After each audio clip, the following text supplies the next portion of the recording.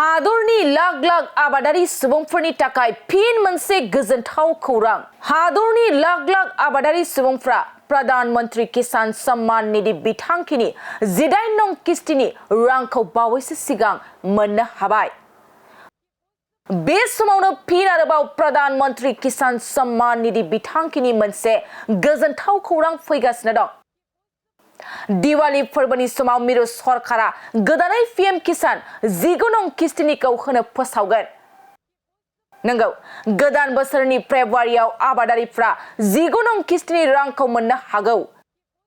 थांनाय 5 अक्ट'बराव हादरनि लाख लाख आबादारिफ्रा 18 नं किस्तिनि रांखौ मोननो हादोंमोन। बे समावनो हादरनि आबादारिफोरनि थाखाय फिन मोनसे गोजोनथाव खौरां। मख'नो गोनांदि प्रधानमंत्री किसान सम्मान निधि बिथांखिनि 19 नं किस्तिनि रांखौ मोननायनि सिगां नोंथाङा मोनसे गोनांथार हाबा मावना लानांगोन।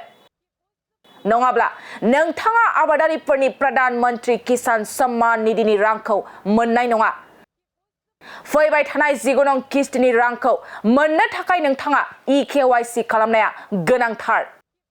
नंगौ, पीएम किसान एपनि गेजेरजों EKYC खौ खालामना लानो हागोन। लोगोसे नोंथाङा CSC सेन्टाराव थांनानैबो बे EKYC खौ खालामनो हागोन। सरकारा बे EKYC खौ आबुं खालामना लानो थाखाय गासै आबादारिफोरखौ खावलायदों। बेनिखायनो नोंथाङा प्रधानमंत्री किसान सम्मान निधि बिथांखिनि 19 नं किस्तिखौ मोननायनि सिगां EKYC हाबाखौ आबुङै मावफुंना ला। सम थानायाव नोंथाङा EKYC खौ खालामना ला।